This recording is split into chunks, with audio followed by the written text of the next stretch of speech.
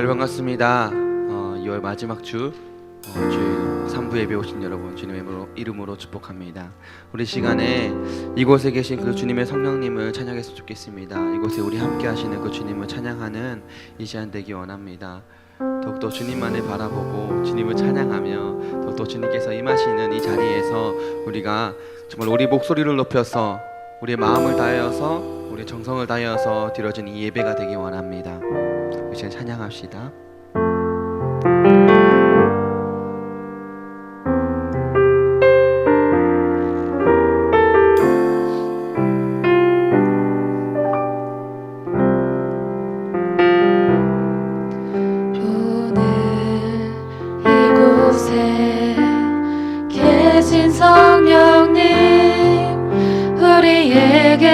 말씀하시고 우릴 가르치소서. 닫힌 우리 맘 열어주시고 주의 빛으로 밝혀 우릴 인도하소서.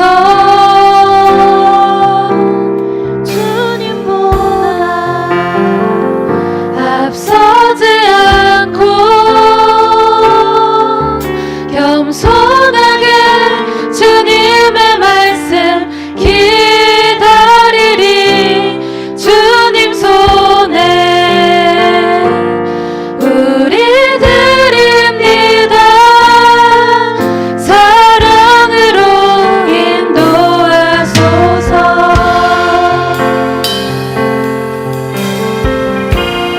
우리 처음부터 고백합니다. 오늘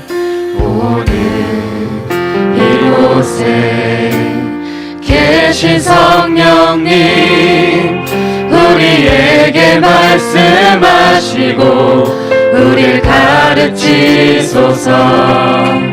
닫힌 우리 맘 열어주시고 주의 빛으로 밝혀 우릴 인도하소서. 오늘 이곳에 계신 성령님 우리에게 말씀하시고 우릴 가르치소서. 같이 우리 맘 열어주시고 주의 빛으로 밝혀 우릴 인도하소서. 주님보다 앞서지 않고 겸손하게 주님의 말씀 기다리리. 주님 손에 드립니다. 사랑으로 인도하소서. 주님보다 앞서지 않고 겸손하게 주님의 말씀 기다리리. 주님 손에 우리 드립니다. 사랑으로 인도하소서.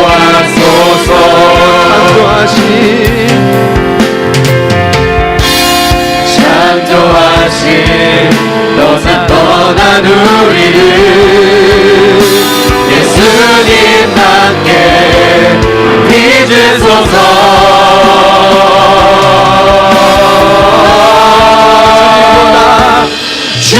주님보다 앞서지 않고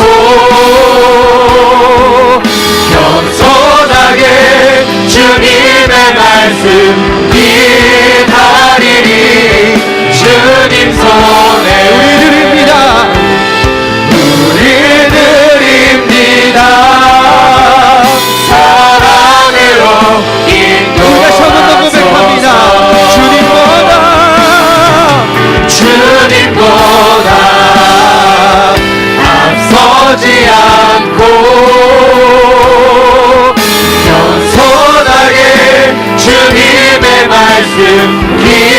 기다리리 주님 손에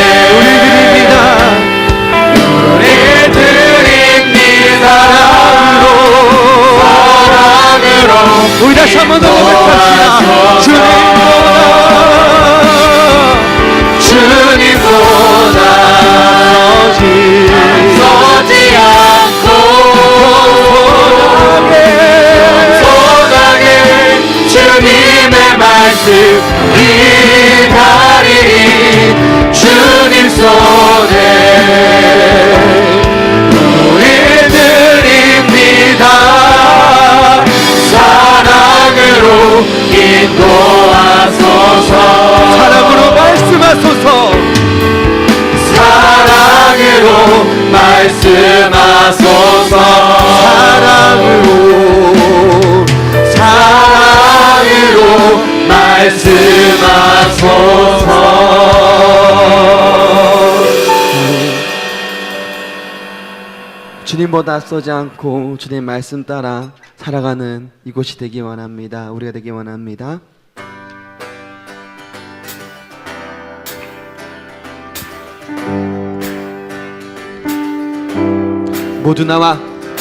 모두 나와 주 경배하네 인도하신 부르심 따라 우리의 힘과 계획을 내려놓고 주님만 바라보네 생명 주신 주 우리와 함께 허물과 죄 고백함으로 주님의 얼굴 전심으로 구할 때 주님 응답하시네 이곳에서 주님을 예배하네 여기까지 우리를 인도하셨네 주의 크신 능력 우리 붙드셨네 주님 앞에 나올 때 이곳에서 우리는 예배하네 예배신이다 함께 노래하네 우리를 돌이키시는 주의 계획 이곳에 세우셨네 우리 위해 우리 다시 한번 주님을 찬양합니다. 모두 나와 주 경배하네 모두 나와 주 경배하네 인도하신 부르심 따라 우리의 힘과 계획을 내려놓고 주님만 바라보네 생명 주신 주 우리와 함께 허물과 죄 고백함으로 주님의 얼굴 전심으로 구할 때 주님 응답하시네 이곳에서 주님을 예배하네 여기까지 우리 인도하셨네 주의 크신 능력 우리 붙드셨네 주님 앞에 나올 때 이곳에서 우리는 예배하네 행하신 일 다 함께 노래하네 우리를 돌이키시는 주의 계획 이곳에 여기 다시 한번 더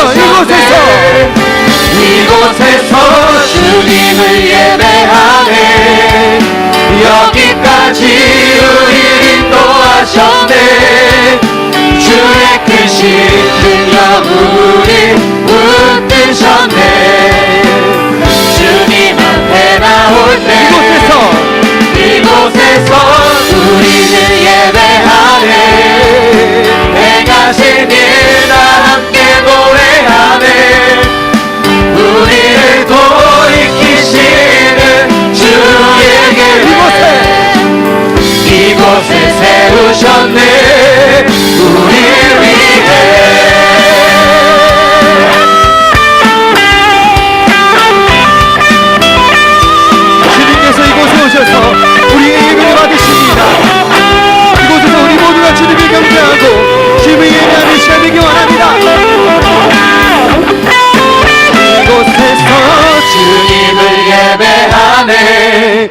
여기까지 우리를 인도하셨네.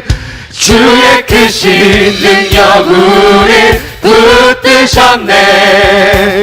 주님 앞에 나올 때 이곳에서 우리는 예배하네. 행하신 일과 함께 노래하네. 우리를 돌이키시는 주의 계획 우리 같이 한 번 더 이곳에서 주님을 예배하네.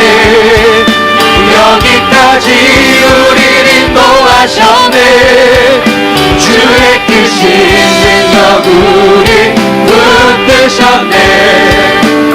주님 앞에 나올 때 이곳에서 우리는 예배하네. 행하신 일과 함께 노래하네. 우리를 돌이키시는 주의 계획 이곳에 세우셨네. 우리를 위해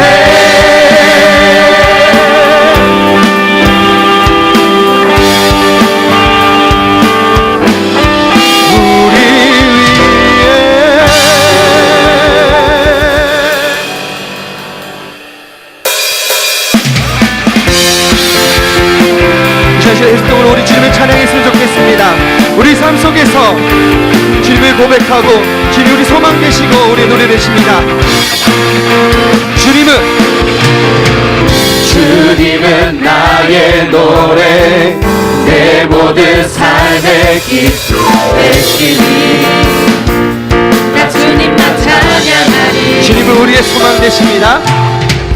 주님은 나의 소망, 내 생명 나의 구원 되시니 나 주님만 의지하니. 내일 주님 앞에 내일 주님 앞에 기쁨으로 나의 삶 드리며 주의 말씀 따라 주와 함께 걸으리. 나의 삶 주 안에 있네. 전가 나 주가시네. 주 나의 모든 것 되시네.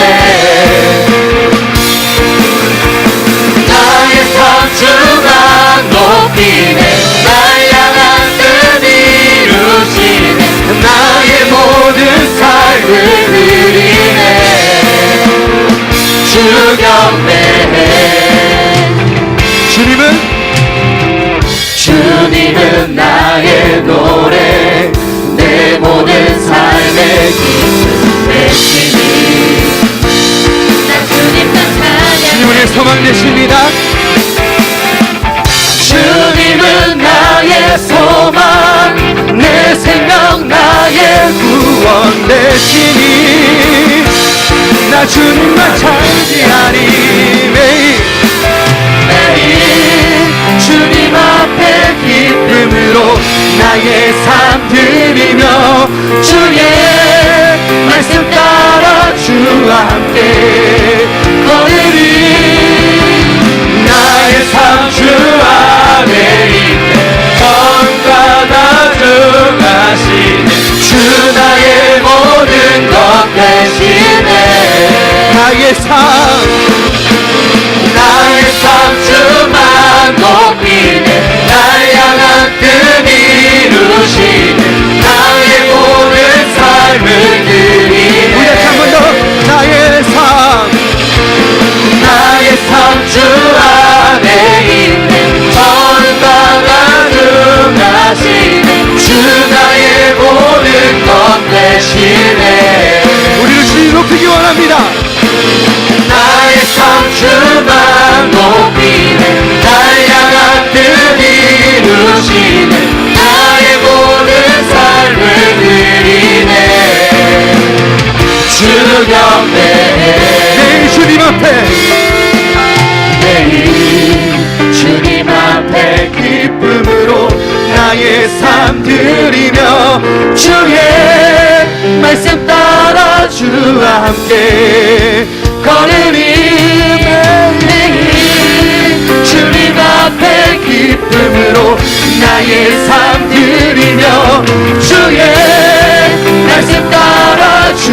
함께 걸으리.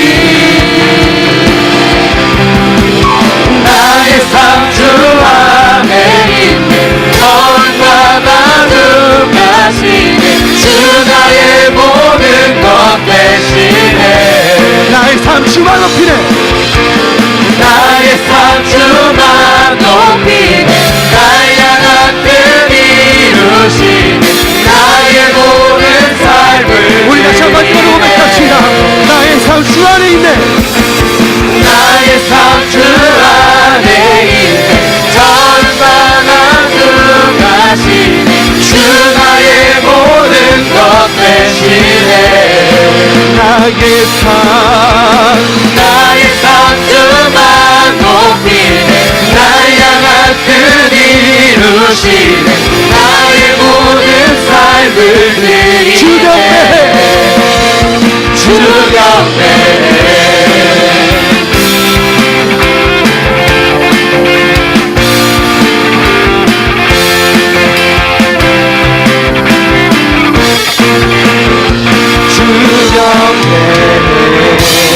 우리의 영광의 말씀 드리기 원합니다. 아멘. 방금 고백했던 것처럼 다시 한 번 더 고백했으면 좋겠습니다. 내 삶은 주님의 것입니다.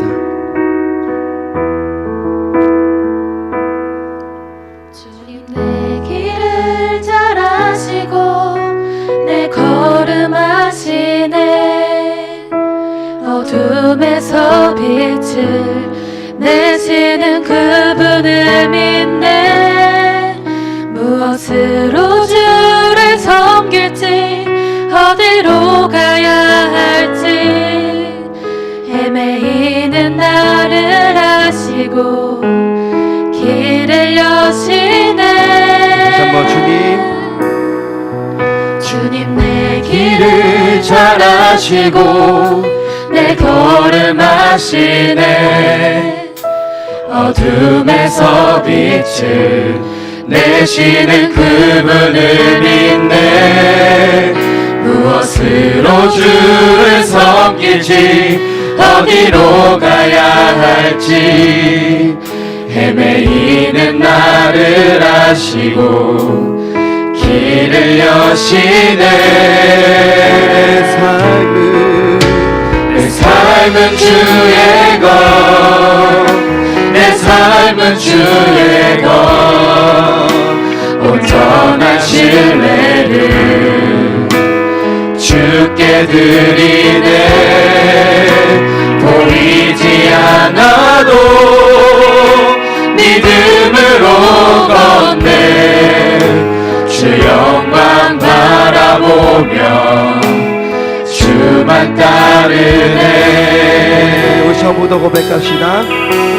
주님 내 길 잘 아시고 주님 내 길을 잘 아시고 내 걸음 아시네.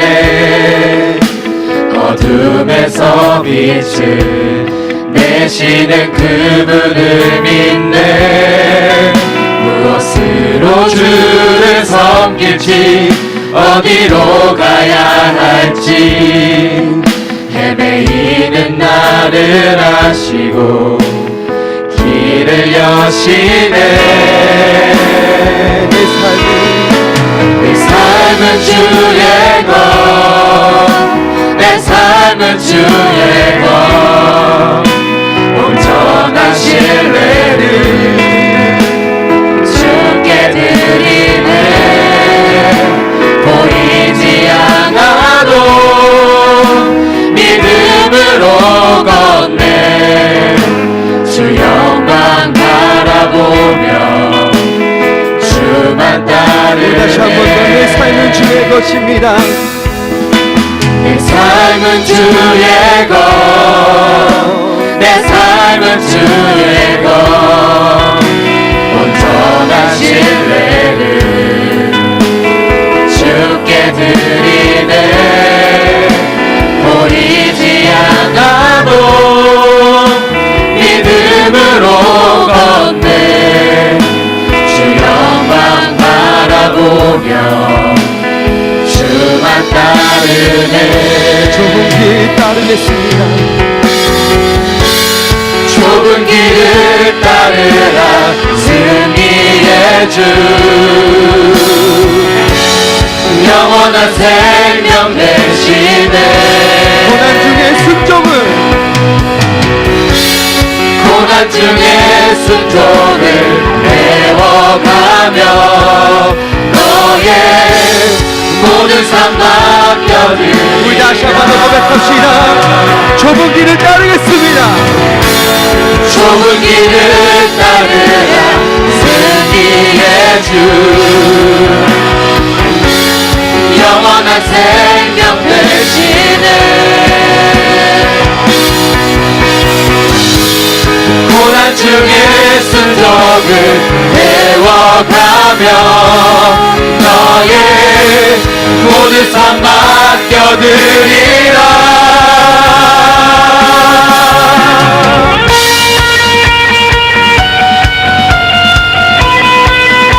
오직 주님께 맡기기 원합니다. 고난 중에도 순종하며 주님 앞에서 모든 것 드리는 우리에게 원합니다. 우리의 삶 오직 주님의 것입니다. 주님께서 맡겨준 그 삶 속에서 오직 주님께 우리의 삶을 바치는 올려드리는 우리가 되기 원합니다.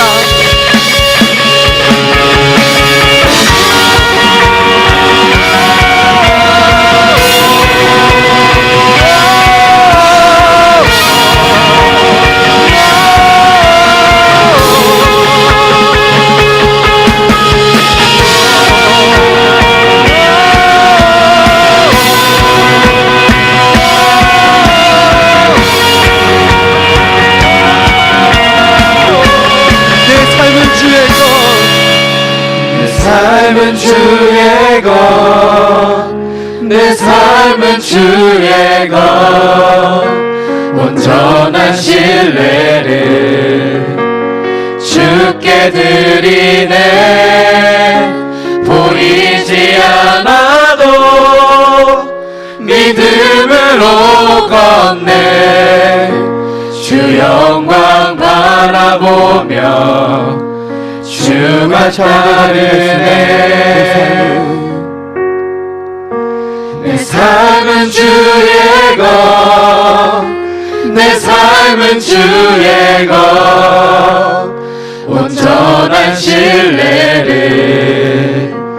주께 드리네. 보이지 않아도 믿음으로 걷네. 주 영광 바라보며 주만 따르네. 고백하시다. 주님 사랑의 손길이, 주님 사랑의 손길이 나를 만들어 내 모습 이대로 사용하여 주시네. 흐트러진 마음을 만지시어 이끄시는 곳 어디라도 나는 노래하리. 주님 사랑에, 주님 사랑의 손길이 나를 만들어 내 모습이 우리를 사용하여 주십니다. 사용하여 주시네. 흐트러진 마음을 만지시어 이끄시는 곳 어디라도 나를. 우리 다시 한 번 더 고백합니다. 주님 사랑의 손길이,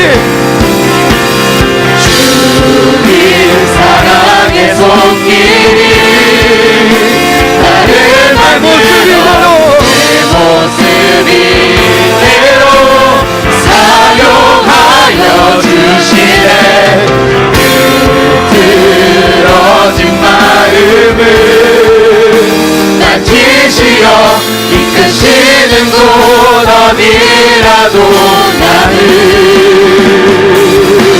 노래하리. 주님 사랑의 손길이, 주님 사랑의 손길이 나를 만들어 내 모습 이대로 사용하여 주시네. 흐트러진 마음을 만지시어 이끄시는 곳 어디라도 나는 노래하리.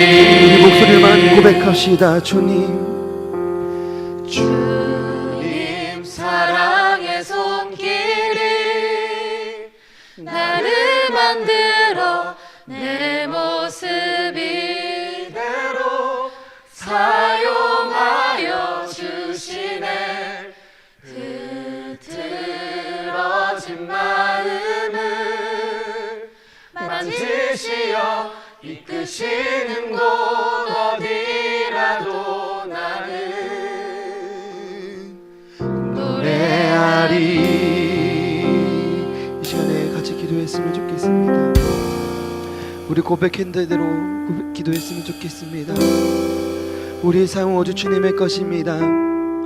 우리가 고통 가운데 힘든 가운데 있지만 우리의 삶은 오직 주님의 것입니다. 힘들다고 주님을 외면하지 아니하고 정말 우리가 주님을 바라보지 못하는 그런 마음들을, 흐트러진 그 마음들을 우리가 바로잡아서 우리 모습 그대로, 우리 있는 모습 그대로 주님께 바치는, 주님께 올려드리는 우리가 되기 원합니다. 주님께서 그것 또한 우리를 사랑하시고 우리에게는 보잘것 없어 보이지만 주님께서 정말로 크시게 보십니다. 고백하기 원합니다. 주님, 내 모습 이대로 내 삶을 드립니다. 내 삶 오직 주님의 것이기 때문에 주님께서 노래하라면 찬양하라면 찬양하고 기도하라면 기도하고 예배하면 예배하는 그런 자가 되기 원한다고 이제 통성으로 기도하면 하겠습니다. 기도하겠습니다. 아버지 주님의 사랑 손길이 우리를 만들었습니다. 우리는 오직 주님의 것이고 오직 주님의 것입니다. 이 시간에 고백하기 원합니다. 내 삶은 주님의 것입니다. 내 삶 그대로, 내 모습 그대로 주님께 바치는 시간 되기 원합니다. 예배 가운데 이 시간 가운데 더욱더 주님만이 예배하고 이 시간 가운데 주님만이 찬양하는 자가 되기 원합니다. 아버지 우리 인도해 주시고 우리 함께하여 주셨소서. 우리 모습 그대로, 우리 있는 모습 그대로 주님께 바칩니다. 아버지 인도해 주셨소서. 아버지 다시 원합니다. 주님 있는 모습 그대로 정말 찬양하고 있는 모습 그대로 주님께 예배드리는 자가 되기 원합니다. 아버지 인도해 주시옵소서. 인도해 주시옵소서.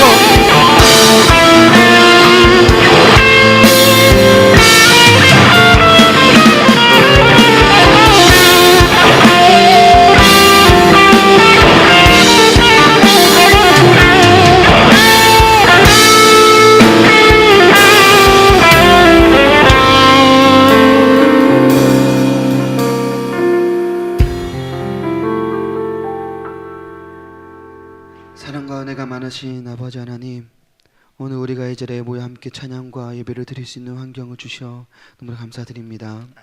하나님 아버지, 지난 한 주간 삶 속에서 하나님의 말씀대로 살아가지 못하고 나의 의지대로, 나의 생각대로 살아갔던 나의 모든 삶을 이 시간 예배를 통하여서 하나님께 고백하오니 용서하여 주시옵소서.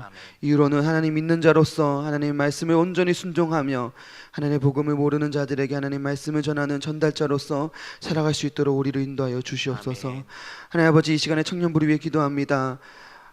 대학생들이 이제 개학하는 시기가 찾아왔습니다. 방학 동안 수련회와 많은 활동들을 통하여서 하나님을 굳게 믿던 믿음을 대학생활을 통하여서 무너지지 않게 도와주시고 하나님이 함께 하심을 기억하며 오직 하나님과 함께 사는 삶이 되게 하여 주시고 아멘. 내가 하는 공부와 학업이 오직 하나님께 영광 돌리기 위함을 기억하며 대학생활을 하는 청년들이 되게 하여 주시옵소서. 아멘. 특히 신입생들이 처음 시작하는 대학생활입니다. 많은 것을 경험할 수 있고 많은 것을 볼 수 있는 환경에 놓여 있습니다. 그렇지만 세상의 유혹에 빠지지 않고 하나님을 경외하며 하나님이 나와 함께 하심을 믿고 의지하며 대학생활을 할 수 있는 우리 신입생 친구들이 되게 하여 주시옵소서. 아멘. 또한 우리 청년들의 세상에 많은 유혹과 경쟁의식과 취업이라는 환경 속에 살아가는 청년들입니다. 항상 삶에 지쳐있고 내가 하는 일이 무슨 일인지 무슨 의미가 있는지 모르는 경우가 있으나 그로 인해 지치고 낙심할 때가 많이 있습니다. 그럴 때마다 다른 것에 의존하지 않고 의지하지 않고 정작 하나님을 의지하지 않는 우리를 발견하게 되고 그때마다 하나님을 알면서도 모른 척하는 우리의 행동을 불쌍히 여겨주셔서 하나님을 의지할 수 있는 믿음을 가지며 그 믿음이 자랄 수 있도록 우리의 마음과 생각을 붙잡아 주시옵소서. 이 시간에 하나님의 말씀을 전도사님이 통해 듣습니다. 말씀을 전해주시는 전도사님의 영육간에 강건케 하여 주시고 성령 하나님의 은혜로 말씀을 듣는 우리가 잘 듣고 한 주간 살아갈 때 이 말씀이 우리 삶의 원동력이 되게 하여 주시옵소서. 항상 하나님 아버지를 우선으로 생각하며 말씀과 기도로 건전하고 신실한 신앙생활을 할 수 있는 저희가 되게 하여 주시옵소서. 감사드리며 사랑으로 우리를 품으시고 인도하시는 예수 그리스도 이름으로 기도드리옵나이다. 아멘.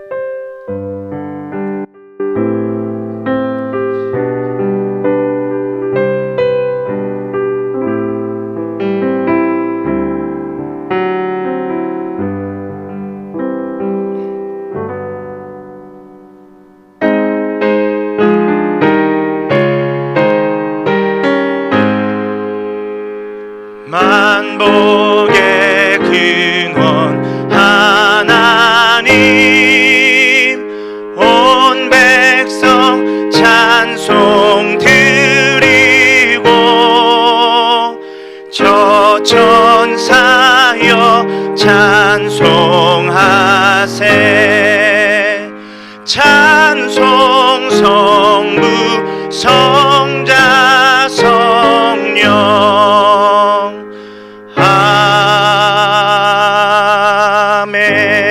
아멘. 거룩하신 아버지 하나님, 은혜를 감사합니다. 우리 가운데 오늘도 새 날을 허락하여 주시고 새 생명 허락하여 주시어서 함께 모여 하나님을 예배하고 찬송할 수 있도록 은혜 내려주심에 감사합니다. 우리가 예배당에 나와 하나님을 예배하며 찬양할 때에 빈손으로 나오지 아니하고 우리의 마음을 담아 정성을 다한 예물을 하나님께 드립니다. 하나님, 우리가 드린 이 정성의 예물들 기뻐 연락하여 주시고 특별히 우리의 살아가는 모든 삶의 현장 속에서 하나님의 은혜와 하나님의 다스리심, 하나님의 축복을 누리는 삶을 살아갈 수 있도록 인도하여 주시옵소서. 우리 각 성도들의 가정과 사업장과 직장과 또한 학교 가운데 함께하여 주시어서 우리가 살아가는 모든 삶의 환경과 순간들 속에서 하나님을 인식하며 하나님을 의식하며 하나님께 영광 돌리는 삶을 살아갈 수 있도록 인도하여 주시옵소서. 감사드리며 예수님 이름으로 기도합니다. 아멘.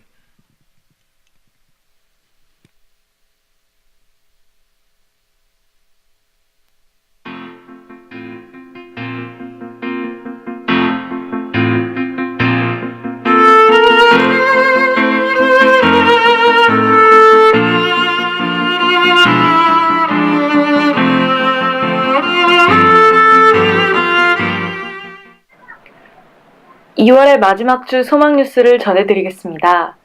첫 소식입니다.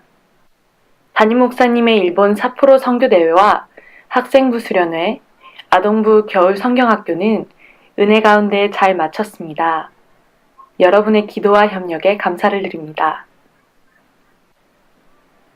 오늘 2부 예배 시에 상반기 장학금을 전달하겠습니다.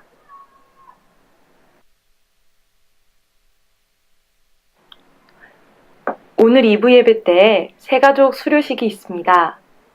1월, 2월에 새가족부 교육을 이수하신 분들은 다 참여해 주시기 바랍니다. 오늘까지 양육반, 제자훈련반, 기도훈련반 세례 신청자를 받습니다. 1층 게시판을 참고하여 참여 및 홍보해 주시기 바랍니다. 이번 주에 한라 2차 아파트 입주가 시작됩니다. 26일 월요일부터 전도가 시작됩니다. 이번 주 목요일에 장로부부 수련회가 있습니다. 이번 주 토요일부터 소망뮤직 아카데미와 학습 세례자 교육을 시작합니다.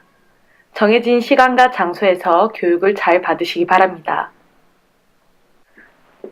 2월의 건강한 교회 만들기 프로젝트는 교회의 기능에 충실하자입니다.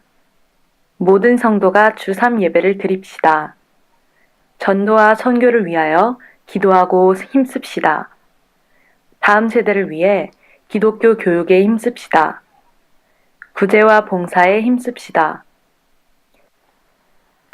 올해는 모든 성도들이 주 3 예배자가 되시기 바랍니다. 이것은 다른 어떤 봉사보다 중요한 일이며 우선해야 할 일입니다.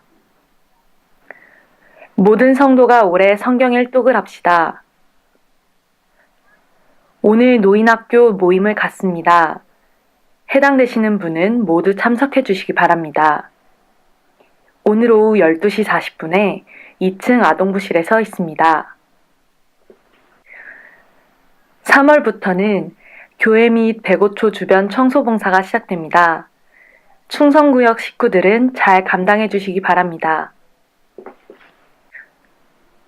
이장한 집사, 신혜진 집사님이 결혼 기념일을 맞아 감사하여 점심을 제공해 주셨습니다. 감사합니다. 김평돈 집사, 순은민 집사님이 자녀 진유리의 첫 돌을 맞아 감사하여 점심에 떡을 제공해 주셨습니다. 감사합니다.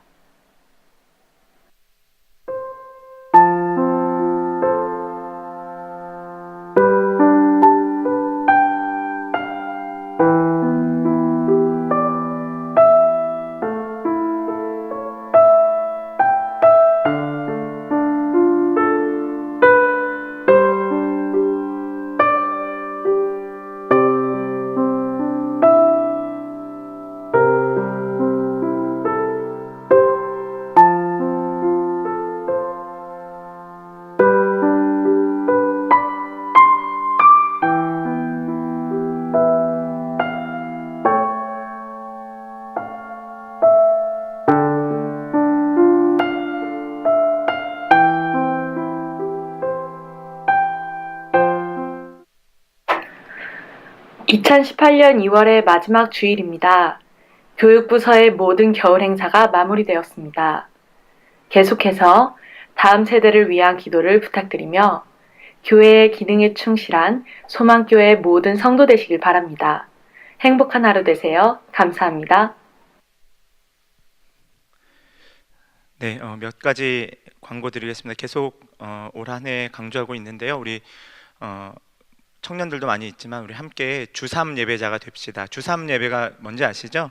일주일에 3번 공예배는 꼭 드립시다 라는 운동입니다. 우리 같이 좀 동참해 주시면 좋겠고요. 그리고 우리 말씀 통독 지금 계속 진행하고 있어요. 그래서 달력에 여러분 동그라미 쳐주시고, 그것들 우리 청년들은 패밀리 리더들에게, 또 우리 일반 성도님들은 구역장 인도자에게 이렇게 보내주시면은 계속 확인을 해서 상반기 하반기 이렇게 2번 시상이 있겠습니다. 상 받으려고 말씀 읽기보다는 말씀 읽는 것 자체가 즐겁고 기뻐야 되겠죠. 네, 우리 함께 하나님의 말씀 보기를 원합니다. 우리 요한복음입니다. 요한복음 6장, 요한복음 6장 22절부터 27절까지의 말씀입니다. 네, 요한복음 6장 22절부터 27절까지 신약성경 153페이지. 우리 길지 않기 때문에 우리 한 목소리로 같이 잘 맞춰서 읽도록 하겠습니다. 요한복음 6장 22절입니다. 같이 읽겠습니다. 이튿날 바다 건너편에 서 있던 무리가 배 한 척 외에 다른 배가 거기 없는 것과, 또 어제 예수께서 제자들과 함께 그 배에 오르지 아니하시고 제자들만 가는 것을 보았더니, 그러나 디베랴에서 배들이 주께서 축사하신 후 여럿이 떡 먹던 그곳에 가까이 왔더라. 무리가 거기에 예수도 안 계시고 제자들도 없음을 보고 곧 배들을 타고 예수를 찾으러 가버나움으로 가서 바다 건너편에서 만나 랍비여 언제 여기 오셨나이까 하니, 예수께서 대답하여 이르시되 내가 진실로 진실로 너희에게 이르노니 너희가 나를 찾는 것은 표적을 본 까닭이 아니요 떡을 먹고 배부른 까닭이로다. 썩을 양식을 위하여 일하지 말고 영생하도록 있는 양식을 위하여 하라. 이 양식은 인자가 너희에게 주리니 인자는 아버지 하나님께서 인치신 자니라. 아멘. 네, 우리 함께 지금 지난주부터 해서, 지난주에 무슨 말씀 제가 나눴는지 혹시 기억나시나요? 네, 이단에 대해서 나누고 있는데, 이단에 대해서 우리가 깊이 묵상하는 것이 아니라 이단이 왜 잘못되었는지, 어떤 부분에서 성경적이지 않은지에 대해서 좀 이야기를 했습니다. 혹시 화면 좀, PPT 화면 좀 띄워주시면 네, 감사하겠습니다. 오늘 그 제목이 있죠. 오늘 제목은 무리가 예수님을 찾는 이유 했는데 괄호 쳐놓고 뭐라고 돼 있죠? 한번 읽어볼까요? 시작. 비성경적 사상, 신사도 운동 비판. 네, 계속 강조드리는 거지만 우리 청년부 예배 시간에 특별히 개강이 보통 3월, 9월 이렇게 1년에 2번 있잖아요. 그래서 개강 직전 2주, 그러니까 2월 마지막 2주, 8월 마지막 2주는 워낙 이단들이 많고 워낙 캠퍼스에 이단들의 활동들이 많기 때문에 제가 이단이 어떤 부분에서 잘못되었는지, 그리고 이단적 가르침과 사상은 무엇을 이야기하고 있는지, 그래서 이단이 어떤 것인지를 잘 판별할 수 있도록 이렇게 강조를 하고 있습니다. 특별히 비성경적 사상 해놓고 신사도 운동 비판이라고 제가 써놨어요. 혹시 신사도 운동 혹시 들어본 분 계신가요? 네, 들어봤다, 한 번이라도 들어봤다 하시는 분 한번 손을 잠깐 들어보세요. 네, 많이 들으셨네요, 생각보다. 네, 좋습니다. 신사도 운동이 이제 신사도 운동을 많이 들어보신 분들이 계신데, 신사도 운동이 뭐예요? 라고 물어보면 이래요, 보통. 네, 그래서 오늘 말씀을 통해서 우리가 추구하고 지향해야 할 신앙적 가치관이 무엇인지, 그리고 지금 많은 대세로 자리 잡고 있는 이 신사도 운동이 어떤 부분에서 잘못되는지를 살펴보기를 원합니다. 네, 넘어가네요. 네, 우리 요한복음 6장 오늘 우리가 읽은 말씀인데요. 여러분, 요한복음 6장 1절에 보시면 1절 바로 위에 표제어 제목처럼 이렇게 되어 있는 게 있어요. 제 성경에는 뭐라고 되어 있냐면, 여러분 성경에도 표제어가 아마 쓰여져 있을 거예요. 뭐라고 되어 있으세요? 네, 5,000명을 먹이시다. 그렇죠. 5,000명을 먹이시다. 보통 우리가 이 기적의 사건을 뭐라고 이야기하죠? 오병이어의 사건이라고 이야기를 합니다. 오병, 병이 뭐예요? 떡병자죠. 그렇죠. 5개의 떡, 이어, 2마리의 물고기, 보리떡 5개와 2마리 물고기의 사건. 이게 뭐예요? 예수님께서 이것을 만드셔서 이렇게 5,000명에게 파신 게 아니죠. 어떤 장면이죠? 5,000명이 예수님의 가르침을 듣고 있는 상태에서 날이 저물고 배가 고파하는 지경 속에서 우리가 잘 알듯이 이들에게 먹을 것을 나누어 줘야겠습니다 라고 할 때 많은 제자들은 고민했어요. 이 많은 사람을 어떻게 다 먹입니까? 그럴 때 한 소년이 가지고 온 도시락, 물고기 5개의 보리떡, 2마리의 물고기를 예수님께서 축사하시고 나누어 주는 장면들이 나오죠. 이거 우리가 교회 조금만 다니시는 분들, 한 2년 이상만 다니신 분들은 적어도 한 번 이상은 들어보셨을 거고요. 교회 10년 이상 다니셨다, 예를 들어 유치부부터 다니셨다 하시는 분들은 10번 이상 들으셨을 거예요. 네, 그렇죠. 세보진 않았지만 우리가 워낙 잘 아는 이야기입니다. 근데 오늘 그 요한복음 6장 이야기를 좀 하면서 우리가 파악해야 될 아주 중요한 사건들이 있습니다. 우리가 요한복음 6장 오병이어의 사건을 아주 잘 알고 있는데, 오병이어 사건 하면은 우리가 기억에 남는 게 보통 많지는 않고 한 2가지 정도 있어요. 뭐냐면, 물고기 2마리, 보리떡 5개로 예수님이 5,000명을 먹이셨대. 그런데 뭐 당시에 사람을 세는 기준에서 여자나 또는 어린 아이들, 19세 미만의 어린 아이들 같은 경우는, 미성년자는 숫자에 포함되지 않기 때문에 보통 곱하기 3, 곱하기 2 정도를 해서 5,000명보다 더 많은 10,000명, 15,000명, 더 많게는 20,000명이 먹었다. 이렇게 해서 노라운 일이야, 예수님께서 행하신 일이야, 이렇게 생각할 수도 있죠. 그래서 보통 오병이어를 말씀드리면은 그런 기적의 사건, 그리고 심지어 얼마나 많이 남았냐면 12광주리, 12바구니, 큰 바구니에 남도록 이러한 이 떡과 물고기가 많이 남았다. 예수님께서 이러한 기적을 베푸셨다 해서 이러한 사건을 하나 기억하고요.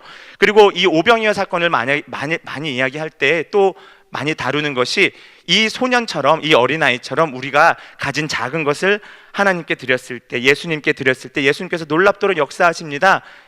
이런 얘기 많이 들어보셨죠? 아닌가요? 저만 들어봤나 봐요. 네, 그런 것 같아요. 네.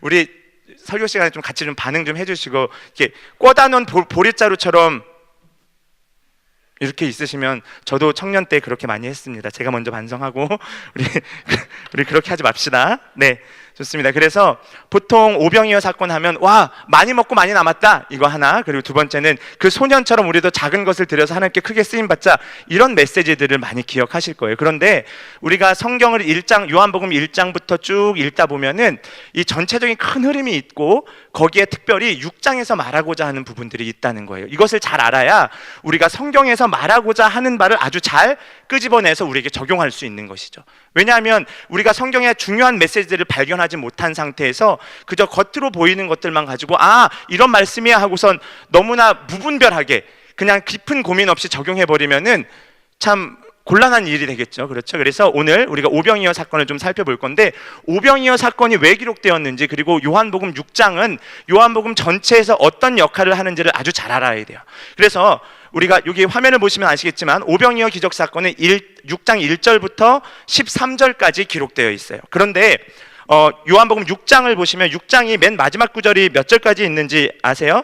한번 확인해 볼까요? 맨 마지막 구절이 몇 절까지 있나요? 도와주셔야 돼요. 네, 71절까지 있어요. 그러니까 요한복음 6장은 오병이어의 사건이 1절부터 13절까지 나와 있는데, 이 사건의 내용이 기록되어 있는데 71절까지이기 때문에 사실 요한복음 6장 전체에서 말하고자 하는 바에서 이 오병이어 사건은 그 사건이 핵심이 되는 게 아니에요. 그 사건은 마치 예를 들어 보여주는 것처럼 전제를 하고 있는 거죠. 예시를 보여주는 거죠. 서론격에 해당하는 거예요. 그래서 무언가를 요한복음 6장에서는 말하고자 하는 거겠죠. 왜냐하면 내용이 71절까지인데 13개 구절까지만 오병이어 사건을 이야기하고 있으니까. 그러니까 요한복음 이 6장 1절부터 13절까지 오병이어 사건은 전체에서 말하고자 하는 부분의 도입 부분이다. 이해되시죠? 네, 그러면 이제 한번 살펴보도록 하는데요. 이 오병이어의 사건은 우리가 다 알기 때문에 더 읽지 않도록 하겠습니다. 생략을 하는데, 이 사건 이후에 사람들의 반응과 그 사람들에 대한 예수님의 반응이 극명하게 대조가 되는 것을 우리가 알 수 있어요. 사람들의 반응해서 제가 지금 써놓은 거로는 현실적 필요 충족의 창구로 이해. 이 사람들이 뭐라고 생각을 했냐면 예수님께서 그들을 배부르게 먹이셨단 말이에요. 그렇기 때문에 예수님이 우리의 모든 배부름을, 우리의 모든 어려운 점들을 다 만족시켜 주시겠다, 우리의 필요를 충족시켜 주시겠다, 이렇게 생각을 한 거죠. 우리 함께 14절의 말씀을 함께 읽어보겠습니다. 옆에 이렇게 조시는 분 계시면 좀 깨우세요. 깨우셔서, 졸면 안 돼요. 예배 시간에 우리 청년들 제가 항상 얘기하죠. 하나님이 살아계시고 이곳 가운데 함께 계셔서 다 보고 계세요. 네, 저도 보이고 여러분. 자, 우리 6장 14절입니다. 같이 읽겠습니다. 시작. 그 사람들이 예수께서 행하신 이 표적을 보고 말하되 이는 참으로 세상에 오실 그 선지자라 하더라 라고 이야기를 하는 거예요. 그러면서 배불렀기 때문에 뭔가 이분만 있으면 우리가 뭔가 팔자가 피겠구나. 지금 이스라엘 백성들, 이 유대 백성들은 어떤 상황 가운데 있는 거죠? 예수님이 와서 설교하시고 또 먹이시고 입히시고 이런 일들을 하셨는데, 그것 전에 모든 전제되어 있는 상황들이 어때요? 이 이스라엘 백성들은 지금 로마의 식민지 형태로서 삶을 살고 있는 것이죠. 우리가 식민지를, 우리 세대는 단 한 번도 경험해보지 못했지만 우리의 역사는 그것을 경험했죠. 식민지로서의 비참한 삶을 경험했기 때문에 사실 먹을 것이 부족하고 정치적인 억압을 받는 상황 속에서 예수님께서 이들을 해방시켜 주시고 예수님께서 이들을 배불리 먹이실 것이라는 생각을 가지고 있는 것이죠. 그런데 15절 한번 읽어보겠습니다. 15절 같이 읽어볼까요? 시작. 그러므로 예수께서 그들이 와서 자기를 억지로 붙들어 임금으로 삼으려는 줄 아시고 다시 혼자 산으로 떠나가시니라. 아멘. 네, 그래서 제가 밑에 적어놨어요. 예수님 해서 자리를 어떻게 하셨다? 피하신 거예요. 그러면은 우리가 알 수 있는 것은, 떡을 먹고 배불러서 이분이 우리의 왕이 된다면 우리 억압받고 있는 이 이스라엘이 로마로부터 뭐 할 수 있다는 거예요. 항거해서 투항해서 독립할 수 있다는 희망을 가진 거죠. 실제적으로 구체적으로 필요한 배고픔의 모든 문제들도 좀 해결해 주겠고 억압받는 우리들도 좀 해방이 되겠구나 해서 뭐로 삼기를 원했다고요? 임금으로 삼기를 원하셨다. 여러분, 제가 퀴즈 하나 내드릴게요. 예수님께서 이 땅 가운데 오실 때 예수님은 왕으로, 임금으로 오셨음을 여러분 믿으십니까? 아멘을 해야 될지 안 할지 모르겠죠. 여기는 아닌 것 같고. 네, 왕으로 오셨죠. 임금으로 오셨죠. 예수님께서 이 땅을 다스리시고 통치하기 위해 오셨는데 예수님의 다스리시고 통치하시는 방법이 우리의 생각과 다를 뿐이죠. 로마로부터의 항거, 로마로부터의 독립을, 어떤 정치적이고 군사적인 혁명을 일으켜서 예수님께서 왕으로 등극하시는 것이 아니라 성경의 방법, 하나님 나라의 원리는 어때요? 어떻게 왕이 되는 거죠? 그분이 죽으시고 부활하심으로 말미암아. 그래서 예수님께서는 이것을 철저히 거부하시는 거죠. 그래서 피해서 산으로 가셨다는 거죠. 자, 우리가 24절, 25절을 함께 읽어볼 텐데요. 자, 6장 24절, 25절입니다. 같이 한번 읽어보겠습니다. 시작. 무리가 거기에 예수도 안 계시고 제자들도 없음을 보고 곧 배들을 타고 예수를 찾으러 가버나움으로 가서 25절 바다 건너편에서 만나 랍비여 언제 여기 오셨나이까 하니. 그렇죠. 이 무리들이 있어요. 24절에 보면 무리가 나오죠. 이 무리들은 어떤 무리겠어요? 뭐 먹은 무리들이겠어요? 보리떡하고 물고기를 먹었던 무리들이겠죠. 오병이어의 사건을 경험했던 무리들인 거예요. 예수님을 임금으로, 로마로부터 항거하는 독립적인 투사로 임금으로 삼고자 했던 무리들이었죠. 그래서 예수님을 찾았는데 예수님 피하고 안 보이셨다가 다시 나타나니까 드디어 예수님께 가서 이런 말을 거는 거죠. 그래서 이들은 자기들의 확고한 신념, 자기들의 확고한 지향점을 아직까지 놓지 못하고 있는 상황이죠. 예수님을 임금으로 세워야겠다. 네, 그렇죠. 우리 그런데 26절 한번 읽어보겠습니다. 같이 26절 같이 읽어볼까요? 시작. 예수께서 대답하여 이르시되 내가 진실로 진실로 너희에게 이르노니 너희가 나를 찾는 것은 표적을 본 까닭이 아니요 떡을 먹고 배부른 까닭이라. 네, 지금 예수님께서 하신 말씀이 뭐예요? 너희들이 나를 지금 찾아온 것, 너희들이 나를 찾아 이렇게 하루 동안 찾고 찾은 그 이유가 뭐라는 거예요? 너희가 떡 먹고 배부른 까닭으로, 실제적인 현실적인 피로만을 충족하는 정도로 예수님을 인식하여서 그들을 예수님을 뭐 하기 위한 거예요? 임금으로 삼고자 하는 것에 대해서 나는 그것을 거부해, 너희들과는 달라 하면서 지적하고 계신 것이죠. 그러면서 이어서 계속 예수님이 말씀하시는데 우리 27절 한 번 더 읽어볼게요. 그 밑에 말씀 27절 같이 읽읍시다. 시작. 썩을 양식을 위하여 일하지 말고 영생하도록 있는 양식을 위하여 하라. 이 양식은 인자가 너희에게 주리니 인자는 아버지 하나님께서 인치신 자니라. 아멘. 네, 우리 오늘 읽은 22절부터 27절까지의 말씀 조금 더 크게 확장하면 1절부터 27절까지의 말씀에서 27절이 예수님께서 하시고자 하신 말씀이라는 거예요. 왜냐하면 1절부터 13절까지 오병이어의 사건이 있었지만 예수님께서 말씀하시고자 하는 것은 27절을 보세요. 27절은 무엇 혹은 누가 강조되고 있어요? 한번 살펴볼까요? 20절 우리가 읽었죠? 예수님이 뭘 말하고 싶은 거예요? 두 글자. 뭐예요? 뭘까요? 자신 있게. 틀려도 괜찮아요. 제가 정죄하지 않습니다. 네, 저도 많이 틀렸었기 때문에. 영생, 양식. 확실해요? 인자가 정답이에요. 네, 27절에 보면 왠지 아세요? 보세요. 썩을 양식을 위하여 일하지 마 이렇게 말씀하시는 거죠. 영생을 위한 양식을 찾아라. 그 양식은 인자가 너희한테 줄 거야. 인자는 누구야? 아버지 하나님께로부터 인침을 받은 자야. 핵심은 뭐예요? 양식이에요? 예수님이에요? 예수님인 거죠. 오병이어 사건의 핵심은 이런 거예요. 너희가 떡을 먹고 물고기를 먹음으로써 너희의 현실적인 배고픔을 배부르게 만족함을 얻었듯이 그것을 통해서 누구를 보라는 거예요? 예수님을 보라는 거예요. 그렇기 때문에 우리가 마치 이것과 비슷해요. 이런 말 있죠? 달을 가리키는데 달은 보지 않고 뭐만 보는 거예요? 손가락만 보는 거예요. 달을 가리키면서 달을 보세요 했는데 계속 그 손가락만 보면서 마치 그것이 달인 것처럼 따라가는 거죠. 지금 이 많은 무리들의 행태가 어떤 거예요? 예수님께서 보여주신 이 오병이어의 사건을 통해서 예수님은 뭘 강조하시는 거예요? 너희가 떡을 먹고 배불렀는데 내가 곧 뭐다라는 거예요? 떡이다. 내가 곧 영생케 하는 떡이다. 하늘로부터 온 참 떡이다. 이것이 오병이어 사건, 이 요한복음 6장에서의 핵심적인 내용인 것이죠. 그러니까 오병이어의 사건은 와 많이 먹고 많이 남겼어, 또는 우리의 적은 것을 드려, 그런 이야기를 하는 것이 아니라는 거예요. 우리가 복음서라는 말을 할 때 복음서의 핵심은 뜻이 뭐예요? 복음에 대해 기록한 거예요. 복음서에 가리키는 바 핵심 주제는 뭐예요? 누구예요? 예수님인 거죠. 그렇기 때문에 우리가 예수님을 벗어나서 다른 해석들을 하는 것이 매우 위험할 수 있다는 것, 매우 잘못된 적용을 할 수 있다는 거예요. 그래서 요한복음 6장에서 말씀하시고자 하는 것은 예수님이 곧 뭐다? 참 떡이다라는 거죠. 한번 확인해 볼까요? 우리 32절입니다. 32절부터 35절까지인데요. 제가 정신을 차리고 같이 읽어야 됩니다. 같이 읽을까요? 시작. 예수께서 이르시되 내가 진실로 진실로 너희에게 이르노니 모세가 너희에게 하늘로부터 떡을 준 것이 아니라 내 아버지께서 너희에게 하늘로부터 참 떡을 주시나니. 네, 그렇습니다. 32절에 보면 모세가 떡을 줬다라는 말을 쓰는 것은 구약의 어떤 사건인 거죠? 민수기 11장에 보면 만나의 사건.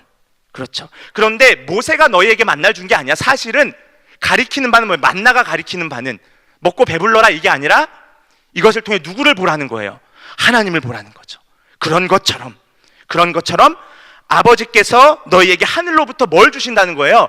참 떡을 주신다는 거죠. 33절입니다. 같이 읽읍시다. 시작. 하나님의 떡은 하늘에서 내려 세상에 생명을 주는 것이라. 34절입니다.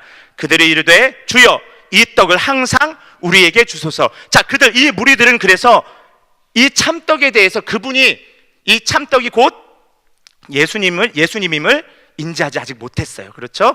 35절 한번 읽어볼까요? 시작. 예수께서 이르시되 나는 생명의 떡이니 내게 오는 자는 결코 줄이지 아니할 터이요 나를 믿는 자는 영원히 목마르지 아니하리라. 아멘. 네, 그렇죠. 예수님이 곧 뭐다는 거예요? 참 떡이다. 오병이어의 사건은 아주 미미하고 아주 부분적인 사건에 불과한 거야. 결국 그것을 가리키는 핵심, 본질, 곧 나를 믿어야 돼. 나를 만나야 돼. 나를 붙들어야 돼. 이것이 요한복음 전체의 메시지인 거죠. 요한복음 6장의 이 핵심적인 메시지. 그런데 여기에 대해서 아주 독특한 상황들이 나옵니다. 우리 함께 보시면 66절부터 이제 뒷부분이죠. 이제 거의 뒷부분. 66절부터 68절까지인데요. 우리 함께 읽어보겠습니다. 66절입니다. 시작. 그때부터 그의 제자 중에서 많은 사람이 떠나가고 다시 그와 함께 다니지 아니하더라. 오, 그렇죠. 이런 말씀을 계속 하신 거예요. 지금 65절까지. 그러니까 그때에, 말씀을 마친 그때에 어떤 일이 벌어지는 거예요? 그의 제자 중에서, 다른 말로 두 글자로 바꾸면 뭐예요? 무리인 거죠. 무리들 중에서 많은 사람이 뭐 했다는 거예요? 떠나갔다는 거예요. 왜? 그들의 초점은 어디에 있었어요? 진짜 생명의 참떡 되시는 예수님이 아니라 그들을 먹이는 그 현실적인 충족만을 바란 거죠. 눈에 보이는 현상적인 것, 가시적인 것에 그들의 모든 정신이 다 쏟겨 있는 거예요. 모든 관심들이 다 거기에 빼앗겨 있는 거예요. 지금 당장 우리의 배고픔을 해결하는 것, 지금 당장 우리가 잘 먹고 잘 사는 것, 지금 당장 우리가 좀 어떻게 해보는 것. 그런데 이 예수님께서 말씀하신 요한복음 6장의 메시지는 뭘 가리킨다고요? 아니야, 그것보다 더 중요한 것이 있어. 손가락을 보는 것이 아니라 손가락이 가리키는 달, 곧 예수님, 곧 나를 봐야 해, 나를 붙들어야 해. 그렇게 말씀하고 있는 것입니다. 그렇기 때문에 우리 67절에 보면 예수님께서 뭐라고 말씀하시냐면, 예수께서 12제자에게 이르시되 너희도 가려느냐. 그러니까 68절에 뭐라 그래요? 시몬 베드로가 대답하되 주여 영생의 말씀이 누구에게 있다는 거예요? 주께 있사오니 우리가 누구에게로 가오리이까. 그렇죠. 요한복음 6장의 핵심은 끊임없이 떡이나 물고기 먹는 것, 이러한 것들을 이야기하는 것이 아니고, 작은 소년의 헌신을 이야기하는 것이 아니고, 계속해서 강조하는 것은 누구예요? 예수님인 거예요. 예수님을 말씀하고 있는 거죠. 그래서 제자들은 떠나지 않는 거죠. 무리는 떠나고. 이해되시죠? 자, 그러면은 우리가 기억해야 할 것이 있어요. 우리가 오늘 이제 신사도 운동 비판에 대해서 이제 아주 초특급으로 빠르게 설명할 텐데, 우리가 지향해야 할 우리의 신앙의 모습들이 어떤가라고 했을 때에는 우리가 눈에 보이는 현상적인 것, 눈에 보이는 어떤 기적과 풍성한 어떤 일들로 인해서 예수님을 믿는 것이 아니라 실제 그것을 모두 다 주관하시는 진짜 예수님을 붙드는 게 더 중요하다는 거예요. 먹고 배부르는 이 떡, 이 생선 먹는 것, 이것이 중요하지 않다는 거죠. 진짜 예수님께 우리의 삶을 드리는 것, 그것이 매우 중요하다는 것입니다. 그러면 이제 신사도 운동을 좀 이야기해 볼 건데요. 신사도 운동, 신사도라는 말을 제가 아까 말씀드렸지만 들어본 분들도 계실 거예요. 신사도 하면 보통 어떤 생각들을 많이 갖냐면은 영국 신사도, 젠틀맨 이런 거 생각 많이 하세요. 그런 완전 잘못된 표현이고요. 신사, 안녕하세요, 뭐 이렇게 신사적으로 인사, 이런 거 아닙니다. 이 신사도 운동은요, 자, 이 뜻이 있어요. 신사도 운동, 영어로는 the new, 이렇게 영어로 되어 있죠. 네, 다 읽을 줄 아실 것 같아서 제가 일부러 안 읽었어요. 우리 에베소서 4장 11절에 보면 이런 말씀이 있어요. 같이 한번 읽어볼까요? 시작. 그가 어떤 사람은 사도로, 어떤 사람은 선지자로, 어떤 사람은 복음 전하는 자로, 어떤 사람은 목사와 교사로 삼으셨으니 라고 하는 에베소서 4장 11절의 말씀을 통해서 신사도 운동을 주장하는 사람들은 이 근거의 말씀을 들어서 오늘날의 교회에도 뭐가 있냐? 사도도 있고 선지자도 있다. 왜? 복음 전하는 사람도 있고 목사도 있고 교사도 있으니까 이렇게 이야기를 하는 것입니다. 신사도 운동 잘 기억하셔야 될 게, 우리가 지난주에 신천지 이야기를 했는데, 신천지는 1931년생 누구시죠? 네, 이만희 아저씨. 신천지는 이만희 씨가 계시고요. 우리 지난주 2부 순서 때 웨스트민스터 신앙고백서 강의 우리 배우면서 제가 하나님의 교회가 이단이라는 거 말씀드렸죠? 다른 말로 하면 거기는 안상홍 증인회예요. 그렇죠. 근데 안상홍 씨는 1984년에 국수 드시다가 부산에서 뇌졸중으로 쓰러지셔서 별세하셨습니다. 근데 아직까지도 안상홍 하나님으로 믿고 있고, 그의 아내인 누구? 장길자. 그래서 제가 말씀드렸죠? 하나님의 교회는 뭘 강조하냐면 장길자가 하나님의 어머니처럼 추앙되고 있어요. 하나님 어머니. 그래서 길 가다가 혹시 하나님 어머니에 대해서 아시나요? 하면 뭐라고 대답해야 된다 그랬죠? 네, 잘 알죠. 장길자. 끝. 그러면 돼요. 아시겠죠? 그런데 이렇게 하나님의 교회처럼, 신천지처럼 어떤 특정한 집단이 있고 교주가 있는 그러한 것들도 우리가 이단이라고 이야기를 하죠. 그게 거의 대부분의 이단이에요. 그런데 이 신사도 운동의 특징은 뭐냐면은 운동이에요. 무슨 교회, 커뮤니티, 공동체 이런 어떤 형식이 있는, 형태가 있는 것이 아니라는 거예요. 그렇기 때문에 이것을 다시 말하면은 이렇게 좀 표현할 수 있는데, 영어로 되어 있는 이런 것들 좀 분석했습니다. New Apostle 이렇게 돼 있죠. New 하면 새로운 이거잖아요. Apostle 사도. 그다음에 Reformation 개혁 이런 뜻이죠. 왜 N이 밑으로 내려갔을까요? 네. 그다음 Movement 운동, 흐름 이건데요. 우리가 기억해야 될 것은 신사도 운동은 어떤 특정한 교단이나 특정한 교회가 아니라 이 현대 교회를 흐르고 있는 어떤 사상적인, 신앙적인 큰 생각들이에요. 흐름들이에요. 이러한 기류들이 있는 거예요. 그런데 이것이 뭐냐면 리포메이션, 개혁한다는 느낌이 들어요. 왜냐하면 기존 교회가 사실 잘못하고 있었던 게 참 많이 있잖아요, 사실. 그렇기 때문에 기존 교회가 이런데 우리는 그렇지 않아라고 이야기하면 거기에 뭐 해요? 혹하죠. 혹하는 거예요. 그런데 거기다가 그 사람들이 뭘 얘기하냐면은 내가 하나님의 음성을 직접 들어. 그래서 내가 곧 뭐라고 표현할 수 있냐면 나는 사도야, 또는 나는 선지자야, 이렇게 이야기를 하는 거예요. 그러면서 기존 교회들을 막 비판해요. 개혁하는 것처럼 자기가 사도인 양. 그래서 오늘날의 시대에도 사도가 있다라고 생각하고, 오늘날의 시대에도 선지자가 있다라고 생각하면서 하나님으로부터 직접 듣는 어떤 음성이나, 이걸 다른 말로 하면 뭐라 그래? 직통 계시죠. 이러한 것들을 엄청 강조해요. 그러면서 여러분들도 사도가 될 수 있습니다, 이렇게 얘기를 하는 것이죠. 이러한 것들이 신사도 운동의 큰 흐름 속에 나타나고 있습니다. 그러면 이것들이 되게 교묘한데요, 제가 몇 가지 말씀드릴 것은 이단 및 사이비 사상의 공통점이 있어요. 자, 올바른 성경관, 우리 이것도 2부 순서에 우리 항상 강조했던 거예요. 웨스트민스터 신앙고백서 1장 성경 공부하면서 우리 디모데후서 3장 16절이 있는데 같이 읽어볼까요? 시작. 교훈과 책망과 바르게 함과 의로 교육하기에 유익하니. 그렇죠. 우리는 그러니까 성경을 어떻게 보느냐, 성경이 무엇이냐라는 관점이 매우 중요한데요. 이단들 대부분은 성경이 지금도 쓰여질 수 있다라고 생각을 해요. 예를 들어 신천지 이만희 씨 같은 경우, 제가 지난주에 사진을 보여드렸다시피 요한계시록의 실상 해가지고 책이 있고 저자 이름이 누구였어요? 보혜사 이만희 씨였어요. 그렇죠. 그러면은 신천지에서는 성경과 동시에 이만희 씨의 책을 거의 동급으로 취급하면서 성경과 동등한 권위, 동등한 가치로 올려두고 있는 거죠. 그러면 뭘 그들이 이야기하고 주장하는 바가 뭐예요? 결국 성경이 계속해서 쓰여지고 있다라고 생각하는 거예요. 성경이 완결되지 않았다라고 보는 거죠. 그래서 항상 모든 이단들은 성경 외에 다른 경전이 있어요. 아시겠어요? 성경 외에 성경만큼 가치를 두는 어떤 책들이 있다는 거예요. 교주의 어록이라든지 교주가 어디 동굴 가서 이렇게 듣고선 썼다는 뭐 어떤 그런 경전들이 엄청 많습니다. 그런데 우리가 알아야 될 바른 성경관이 있는데요, 두 가지입니다. 첫 번째는 제가 강조했던 거예요. 축자 영감론. 여기서 축은 뭘 뜻한다 그랬죠? 조금 이제 어려워졌어요. 재미없어졌는데, 자, 그래도 집중하면서. 축 뭘까요? 함축되어 있다. 자는 뭐예요? 글자에. 그럼 영감이 함축되어 있다. 영감은 여기서 할머니 말하는 게 아니죠. 할머니 할아버지 할 때 그 할아버지 영감이 아닙니다. 영감은 뭐예요? 모든 성경은 하나님의 감동으로 되었다. 하나님의 감동, 성령의 감동하심이 성경에 함축되어 있다라는 게 뭐예요? 축자 영감론이에요. 이것을 통해서 우리가 알 수 있는 것은 성경의 원저자, 성경을 쓰신 분이 누구라는 거예요? 하나님이라는 거죠. 믿으세요? 성경이 하나님의 말씀임을 믿으세요? 네, 아멘. 그렇습니다. 성경이 하나님의 말씀입니다. 그래서 성경의 원저자는 하나님이시기 때문에 우리가 창세기를 읽을 때나 요한복음, 오늘처럼 요한복음을 읽을 때나 요한계시록을 읽을 때나 성경 66권이 동등한 하나님의 말씀으로서의 가치가 있다라는 거죠. 그렇기 때문에 어떤 사람은 요한복음만 읽고 다른 것 막 안 읽어. 좀 문제가 되죠. 신천지는 뭐만 자주 읽어요? 요한계시록만 자주 읽죠. 심각한 문제예요. 왜? 성경이 원저자이신 하나님께서 창세기부터 요한계시록까지 기록하게 하셨기 때문에 모든 성경이 모두가 다 동등한 가치가 있다라는 거예요. 창세기도, 요한계시록도, 민수기, 레위기도.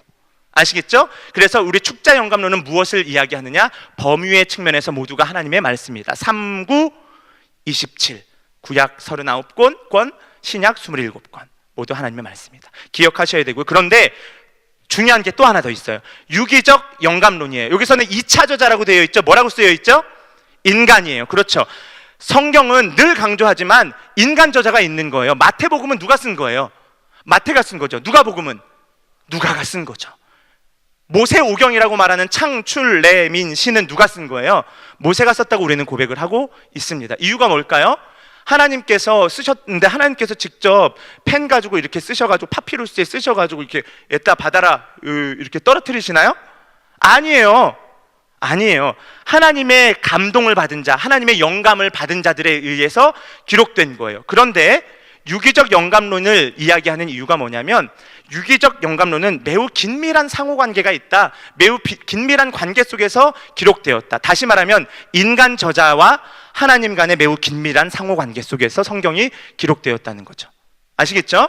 자, 그러면 이것을 통해서 마태복음을 읽으면 마태만의 특징, 마태만의 문체, 마태가 잘 사용하는 용어들이 나와요. 요한복음을 읽으면 어때요? 요한의 특징이 있는 거예요. 그래서 마태복음과 마가복음, 누가복음은 공관복음서라고 하지만 예수님에 대한 이야기를 하지만 각자의 색깔들이 조금씩 다르다는 것. 아시겠죠? 그래서 하나님께서 성경을 기록하게 하셨을 때에는 그 한 사람의 개인의 생각과 역사와 사상, 그의 잘 사용하는 언어와 문체들을 통하여서도 역사하셨다라는 것. 아시겠죠? 그래서 이렇게 해서 이 모든 것들을 통해서 우리가 알 수 있는 것은 성경은 하나님의 말씀이기 때문에 완전하다라는 거예요. 틀림이 없다. 그렇죠. 그리고 충족성이라는 말이 나오는데 이 충족성은 뭐냐면 이제 요한계시록을 끝으로 더 이상 성경이 기록될 필요가 없을 정도로 처음부터 66권에 이르는 이 창세기부터 요한계시록과의 전체의 말씀은 인간의 구원에 대해서, 하나님이 또한 인간을 어떻게 사랑하시는지에 대해서, 우리는 어떻게 하나님을 믿어야 되는지에 대해서 충분히 설명하고 있다는 거예요. 그렇기 때문에 성경은 더 이상 기록될 필요가 없는 것이죠. 이것을 잘 기억하고 그러면 이제 신사도 운동에 왜 잘못되었는지 살펴보도록 하겠습니다. 신사도 운동의 잘못된 전제점인데요. 신사도 운동은 직통계시를 되게 주장을 많이 해요.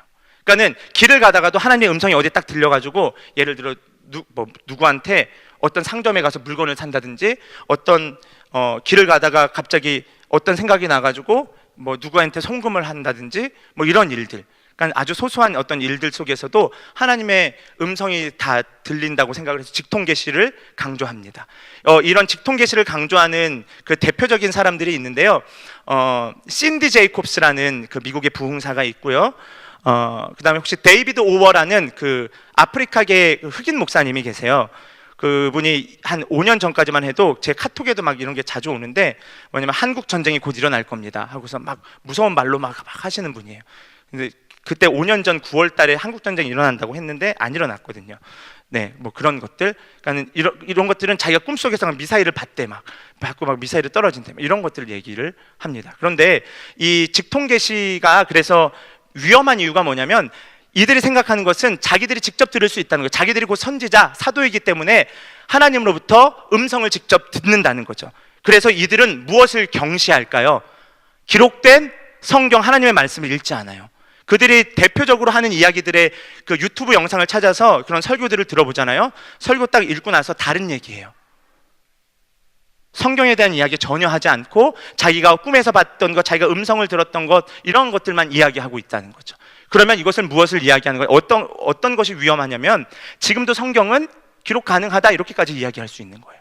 아, 성경 말씀보다 더 우위에 있고 혹은 성경 말씀만큼 가치가 있는 자기들의 직통 계시가 있기 때문에 오늘날 성경 보지 않아도 돼. 내가 말하는 게 정답이야. 이렇게 볼 수 있다는 것입니다. 대단히 위험하죠. 이런 것에 대해서 우리가 지금 좀 살펴볼 것은 여기 이제 글이 길어요. 글이 긴데 제가 여러분 이제 나가실 때 한 15부 정도만 복사를 했고요. 더 필요하신 분은 말씀하시면 드릴 텐데 신천지 하나님의 교회 그리고 류광수의 다락방 그리고 오늘 말하는 신사도 운동 이런 것들의 비판점들에 대해서 그 한 26페이지 정도 프린트물이 있어요. 그래서 필요하신 분은 가져가서 곰곰이 읽어보시면 되는데요. 자, 우리가 정확히 알아야 되는데 자, 사도들은 이렇게 표현이 되어 있죠. 같이 한번 읽어볼까요? 사도들은 시작. 사도들은 직접적으로 그리스도의 말씀을 들었고 그들의 말씀 선포와 그들이 쓴 글들은 성령의 감동으로 된 것인 반면 그렇죠. 그래서 우리가 사도라는 표현은 우리가 예수님을 직접 만나고 예수님의 음성을 직접 들은 사람들까지만을 우리는 뭐라고 이야기해요? 사도라고 이야기를 해요. 그런데 가룟 유다는 죽었죠. 그래서 가룟 유다는 죽었고 바울 같은 경우는 어때요? 바울은 예수님과 함께 공생의 3년을 지냈나요? 그렇지 않죠? 그럼에도 불구하고 바울은 우리가 뭐라고 표현해요? 사도라고 이야기해요. 사도 바울, 바울 사도 이렇게. 이유가 뭐죠? 네, 다메섹 도상으로 예수님을 믿는 사람들을 잡으러 가다가 거기서 예수님을 만나는 경험을 하게 돼서 바울은 사도의 반열까지는 넣어줍니다. 그런데 우리가 성경을 통해서 여러 번 알 수 있는 것은 예를 들어 베드로나 사도나 이런 많은 베드로나 바울 같은 이런 사도들이 성경에 보면은 예를 들어 바울 같은 경우 바울의 정말 애제자였던 디모데에게 그 사역을 넘겨주고 기도해 줄 때에 바울이 그 디모데를 사도라고 세웁니까? 사도로 절대 세우지 않습니다. 왜냐하면 사도라고 하는 것은 그 신약 성경이 기록될 당시에 완성되지 않았던 그 신약 성경의 신약 시대 속에서 성경이 완성되기 이전에 하나님께서 비상하고 특별한 방법으로 역사하셨던 직분이었던 것뿐인 거죠. 그래서 한번 읽어볼 텐데요. 지금 우리는 찾으셨던 중간 두 번째 줄 중간 시작. 지금 우리는 성령의 조명을 받아 선지자들과 사도들의 말을 통해 이것이 뭐예요? 선지자들과 사도들의 말이 뭐예요? 곧 기록된 성경인 거죠. 그 다음 목사와 교사의 입을 통해서 그리스도의 말씀을 듣는다. 그 다음 하나님은 사도와 선지자를 주셨고 사도 시대의 비상한 사역 속에서 사도 시대의 비상한 사역이라는 것은 교회 공동체가 아직 든든히 세워지지 않았을 때 그리고 두 번째 성경이 아직 완성 단계에 다 기록되지 않았을 때인 거죠. 자, 그 속에서 이제 신유와 시작 신유와 방언 예언의 은사도 나타났지만 이들 편지는 뭐예요? 성경을 말하는 거죠. 서신서들.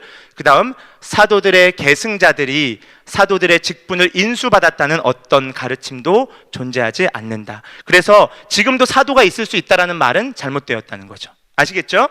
네, 좋습니다. 그래서 그 다음 이제 요 마지막 내용인데요. 이제 좀 복잡해요. 이 신사도 운동은 너무 복잡하고 너무 다양하게 펼쳐져 있는데 첫 번째로 이 신사도 운동의 핵심 제일 구성 밑바탕이 되는 것은 사도와 선지자직을 오늘날도 계승할 수 있다는 그 생각이에요. 그런데 이 생각이 어떻게 발전되고 이렇게 펼쳐지냐면은 두 번째 뭐라고 써 있죠? 도미니온 사상이에요. 도미니온 영어로 D-O-M-I-N-I-O-N 도미니온 이런 건 뜻이 뭐죠? 통치, 지배권 또는 영토 이런 뜻이에요. 우리가 잘 알다시피 이 땅을 지배하는 어떤 존재가 있다라는 거예요. 이게 도미니언 사상인데 예수님께서 이 땅을 다스리시고 통치하시는 만왕의 왕 되신을 우리가 고백하지만 이 도미니언 사상은 이들이 주장하는 도미니언 사상은 조금 다릅니다. 이게 어떤 걸로 바뀌냐면요. 영적 도회 이런 말 들어보셨어요? 영적 도회? 제 세대는 좀 아실 수도 있을 것 같은데 네. 그러면 이제 지역 귀신론 이건 좀 아실 거예요. 뭐냐면은 쉽게 말하면 이런 거예요.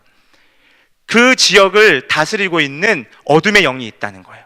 그래서 우리가 선교를 가서 하게 되는 제일 중요한 일은 뭐냐면 그 지역을 다스리고 있는 악의 영, 이 사단의 영에 대적해서 기도하는 것. 그래서 나온 대표적인 것들이 뭐냐면 땅 밟기 기도 같은 것들이에요. 성경의 땅밟기 기도에 대한 내용들은 전혀 존재하지 않아요. 이 지역귀신론이 뭘 이야기하는 거냐면요, 지금 이제 혼란이 오실 수 있을 거예요. 예수전도단에서 훈련 받으신 분들 중에는 이런 것도 좀 많이 하거든요. 하나님의 음성 듣기나. 근데 이 뭐 예수전도단이 나쁜 단체라는 것이 아니라 건전하고 건강한 단체들도 성경에서 벗어날 수 있다는 것을 저는 말씀드리고 싶은 거예요. 이 지역귀신론은 뭐냐면 아주 잘못된 사상 중에 하나인데, 그 지역을 다스리는, 그 지역을 꽉 붙잡고 있는 어둠의 세력이 있기 때문에 우리의 선교의 방향은 그 어둠의 사슬을 끊는 데 있습니다 해가지고 불과 한 4-5년 전일 거예요. 4-5년 전에 한 선교단체에서, 예수전도단 아니에요, 근데 다른 한 선교단체에서 인도에 있는 힌두교 사원에 들어가서 힌두교 이렇게 종교 지도자들이 있고 한데, 거기에서 한 3명이서 모여가지고 기타 치면서 막 대적 기도를 하다가 체포되는 사건이 있었어요. 그리고 추방당했고, 엄청나게 무리를 일으켰던 장면인데, 이러한 것들이 왜 그러냐면은 그들 생각 속에는 이 힌두교 지역을 잡고 있는 힌두교의 신이 있다는 거예요. 그래서 이것들을 없애야 돼 하면서 그들이 대적 기도를 막 한다고 막 하는 거예요. 그런데 우리가 잘 알아야 될 것은, 어떤 지역은 어떤 지역이 다스리는 귀신이 있고, 이쪽 지역이 다스리는 귀신이 있고, 여기는 무슨 뭐 술의 영이 있고, 여기는 음란의 영이 있고, 여기는 어떤 뭐 불교의 영이 잡고 있다. 성경적이지 않다는 거죠. 성경에서 말하는 유일한 이 땅의 통치권자, 주관자 되신 분이 누구예요? 하나님 한 분이시죠. 그런데 이것을 나누는 거예요. 이것이 어디서부터 왔냐면, 이것은 조로아스터교라는 이 잘못된 이원론적 유일신 사상을 가지고 있는 조로아스터교로부터 왔어요. 이 조로아스터교는 추구하는 바가 뭐냐면, 신이 있어요. 유일신이 있는데, 유일신이 다스리는 세상과 악한 영이 다스리는 세상 간의 대결로 이 세상을 이해하는 게 조로아스터교예요. 근데 이러한 조로아스터교가 2세기, 3세기, 4세기에 발흥하면서 헬라 문화권에 침입하면서 이런 사상들이 끊임없이 반복되어서 우리에게까지 영향을 미치고 있는 것들이죠. 그리고 이러한 모습들이 점점 더 나아가게 되면은 이제 신비주의 현상들까지 일어나게 되는 거예요. 예를 들어서 어떤 집회에 가서 말씀을 듣는데, 성경 말씀 하나 읽고선 갑자기 다 일어나세요, 지금 머리가 아픈 사람들이 있습니다, 지금 하나님께서 저한테 말씀하셨습니다 하면서 막 갑자기 이런 걸 해요. 막 예를 들어 어떤 집회를 갔는데 막 사람들이 막 기도해주면 같이 우르르르르 막 다 쓰러지고, 특별히 남미로부터 온 이러한 형태들 중에 하나가 뭐냐면은 금리빨 또는 금가루 사건이라고 있어요. 기도 열심히 하면은 내 썩은 이빨이 뭘로 바뀐다는 거예요? 금리빨로 바뀐다는 거예요. 지금 금가루가 내리고 있습니다, 이렇게 이야기를 하는 거예요. 지금 다리가 한쪽이 짧은 사람이 한쪽이 다시 길어졌습니다, 이거 보시죠, 기적입니다, 이렇게 이야기하는 거예요. 제가 이야기하고 싶은 것은 뭐냐면, 이러한 신비주의적인 현상들, 이러한 것들이 전혀 존재하지 않습니다라는 걸 말하는 게 아니라, 그러한 것들에 많은 성도들이 함몰되고 있다는 거예요. 말씀드렸다시피 우리가 요한복음 6장에서 살펴보았듯이 사람들이 오병이어의 기적의 사건을 예수님 통해서 경험했어요.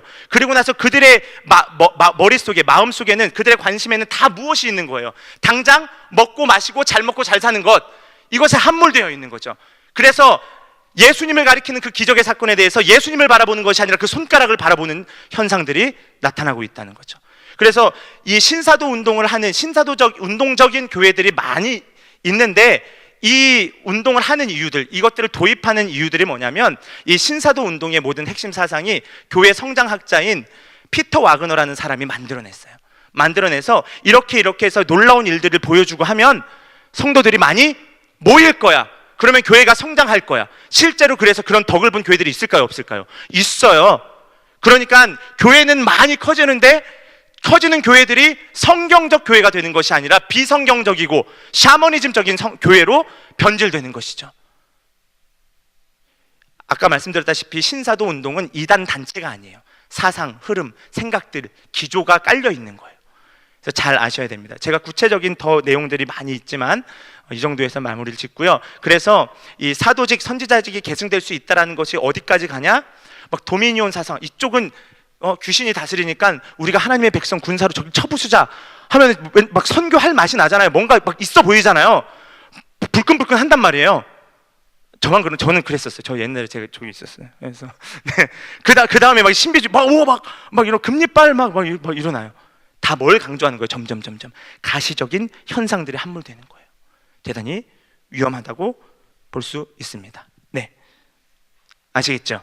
네, 그래서 신사도 운동과 관련해서 아주 구체적인 내용들, 이 네 가지의 큰 요소들은 제가 그 프린트물 뒤에 있으니까 필요하신 분은 꼭 가져가시고, 모자라서 못 가져가신 분은 저나 우리 임원단한테 이야기를 하시면은 저희가 추가적으로 드리도록 하겠습니다.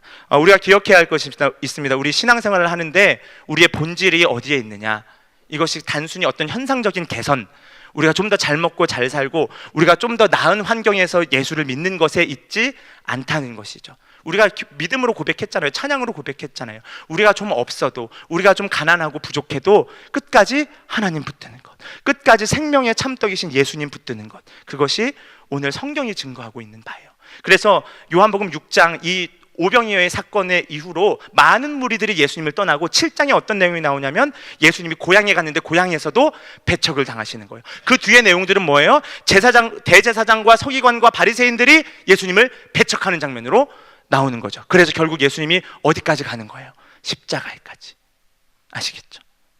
네, 그래서 오늘 신사도 운동에서 여기까지 말씀드리고요. 우리의 신앙의 본질을 좀 잘 찾았으면 좋겠습니다. 예수님 꼭 붙드시는 저와 여러분들 되시기를 간절히 바랍니다. 네, 우리 이 시간에 이제 마치고요. 함께 우리 예수님께서 가르쳐 주신 기도로 우리 모든 예배의 순서를 마치겠습니다. 함께 기도하겠습니다. 하늘에 계신 우리 아버지, 아버지의 이름을 거룩하게 하시며 아버지의 나라가 오게 하시며 아버지의 뜻이 하늘에서와 같이 땅에서도 이루어지게 하소서. 오늘 우리에게 일용할 양식을 주시고 우리가 우리에게 잘못한 사람을 용서하여 준 것 같이 우리 죄를 용서하여 주시고 우리를 시험에 빠지지 않게 하시고 악에서 구하소서. 나라와 권능과 영광이 영원히 아버지의 것입니다. 아멘.